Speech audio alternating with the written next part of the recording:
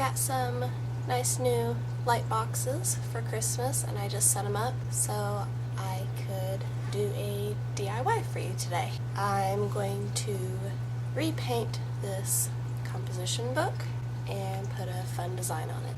First things first, I have the heater on. I'm sorry if the noise bothers you, but it's in the teens here, so I am not turning it off. Sorry about that. The materials that we are going to use today, we need a workplace, which I'm just using a piece of poster board here on the floor. The notebook that you are wanting to repaint, and I've already repainted one of these, and I found that the gloss on the notebook can be a little troublesome, so I have a little sandpaper block here to try to rough up that gloss a little bit. A nice clean cloth. This is just a Clorox wipe to wipe the powder residue off after we sand it, so we have a clean painting surface. This is optional masking tape. I'm going to use this to keep the spine from getting any paint on it because I don't want any paint on that. Paper, I'm going to use these to keep the cover from sticking to the pages. You can also use them to draw your design on. I'm going to be doing a negative design, so it's not going to be like the picture with the space around it. The picture is going to be negative space, and then I'm going to paint around it to bring the picture out. But you can do several different things for that. A pencil to draw out your design or writing utensil of choice. If you're going to do the negative space drawing like I'm going to, you'll want scissors to cut out your design. Actually, you'll need the tape to tape the design down so it doesn't move. You just need your paints. These are all the ones that I'm going to be using today. Brushes to use to, of course, paint with. I'm also going to be using straws, which that will come up later. Or I might be using straws. I might use the paintbrushes. I haven't decided yet. And to finish it off, a clear coat. So first I am going to open the notebook to the very center and lay it out flat, or as flat as it'll go. Next I'm taking the tape and going right along the edge of the spine of the book because I don't want to get any paint on that. And just press it down gently. It doesn't matter if it hangs off the edge.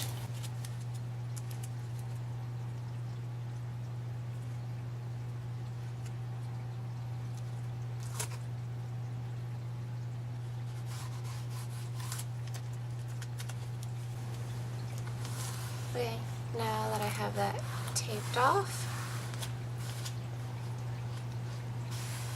I'm just going to take a little sandpaper block and rough up that gloss.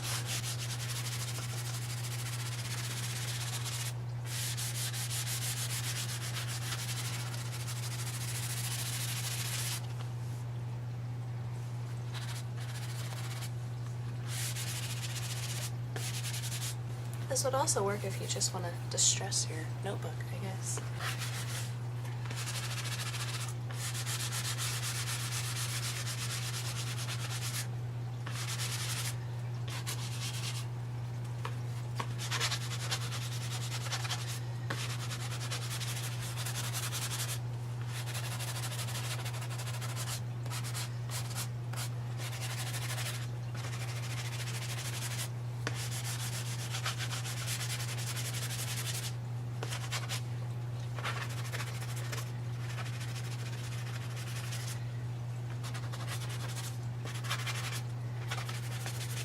Now that it's all nice and roughed up, I'm just going to take this,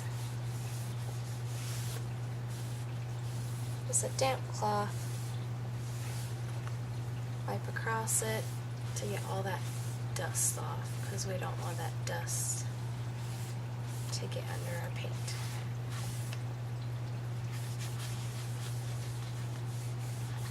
Yeah, I've given it just a little bit to dry. So now I'm going to take my paper and tuck it up under the cover, between the cover and the first page. both sides. I forgot to mention you might want a little paint tray. Make sure your paint is well mixed and put some in your little dish. So I'm just going to take this brush, dab it in, and start painting.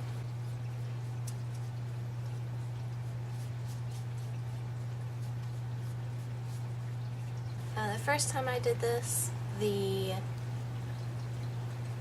didn't take the gloss off of the notebook, and the paint took forever to dry. So I'm hoping that taking that gloss off will make it where it doesn't take as long to dry.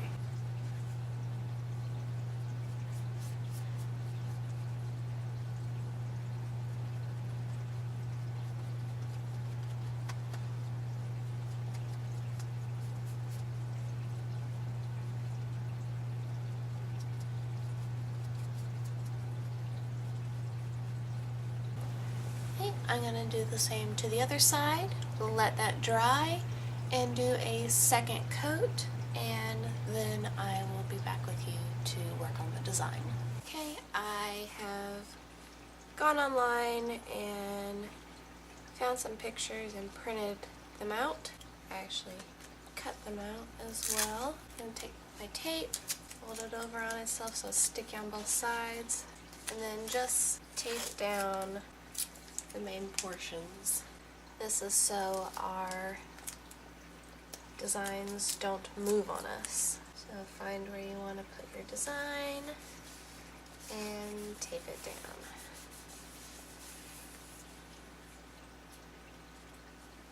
down. And like I have these little details on here, just kind of try to smooth them down as best you can. It's really hard to tape underneath those. And repeat the same thing with the second design.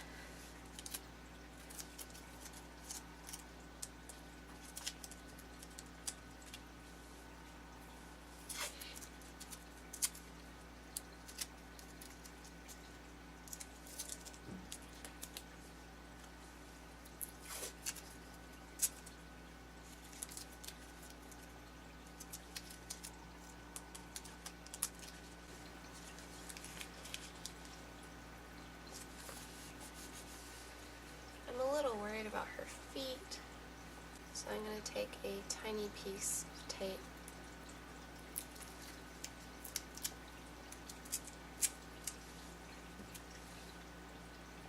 and fold it over on itself.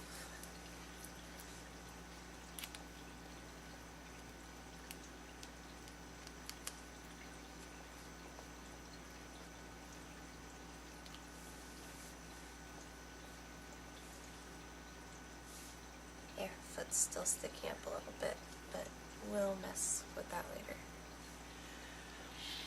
So I tested out using the brush.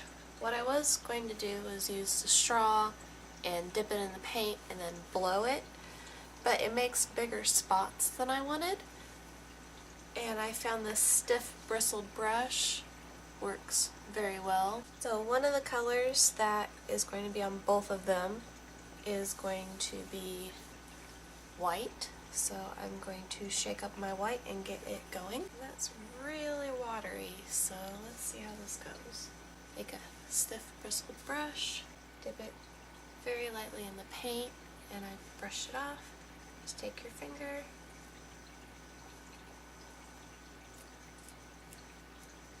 run it across the bristles, and it does this nice spotting.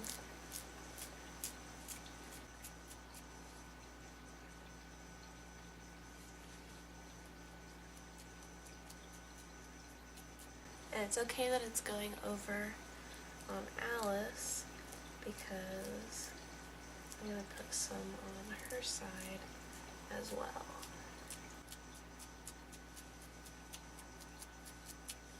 Okay. So now we're doing Alice.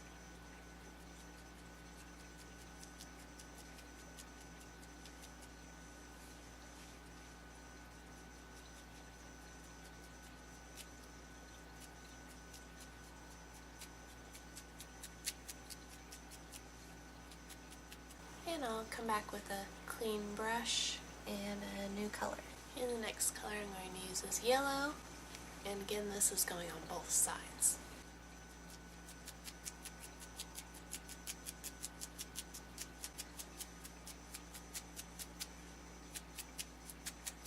Okay, the next colors I'm going to work with are for the Cheshire Cat, so I'm going to try to angle it away from Alice while I'm doing this. So I'm starting with pink.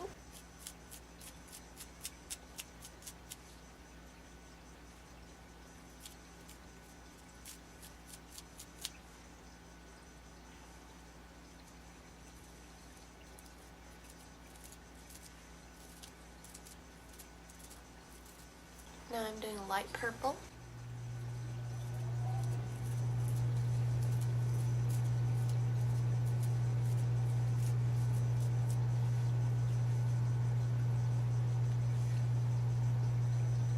Now I'm using the dark purple.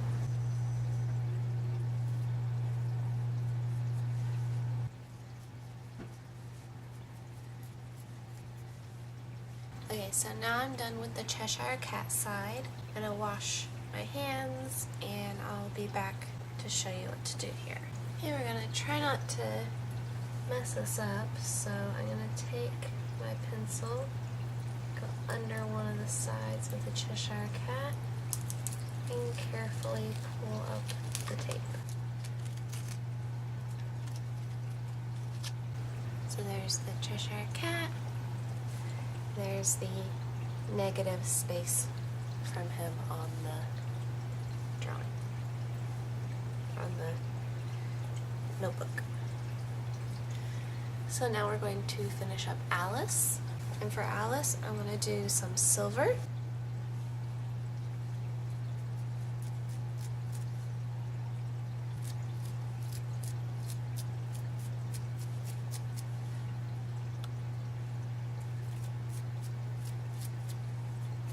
And I wish I had a turquoise, but this blue will have to do.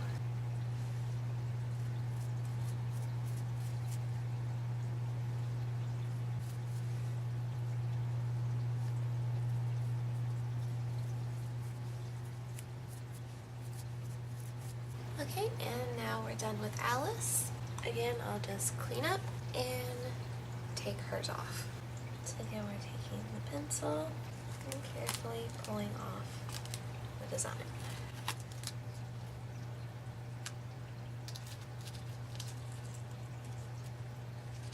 And I don't know if you can tell, but there's a little bit of spotting. Like I got a little bit of blue on the cover here. So I'm just going to take a small brush, get some black paint, and touch up those spots.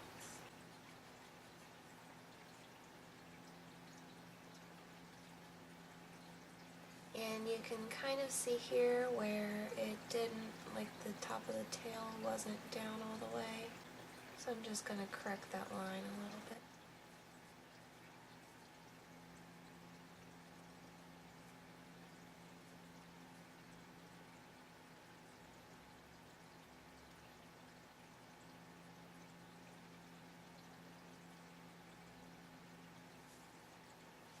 And on Alice, just a little bit of the line where the tape was. So I'm going to go over that a little bit.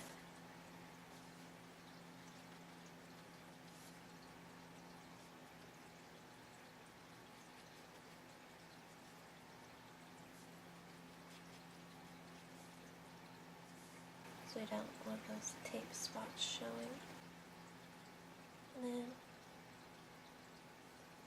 down here where her feet weren't taped down, and give her a little more of a foot because it went up under the picture.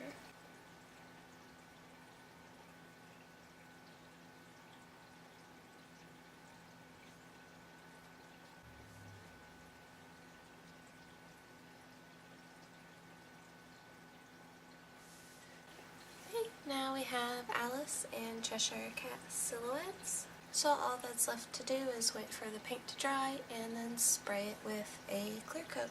And I'll get back with you when we get to that point. Okay, time for the clear coat.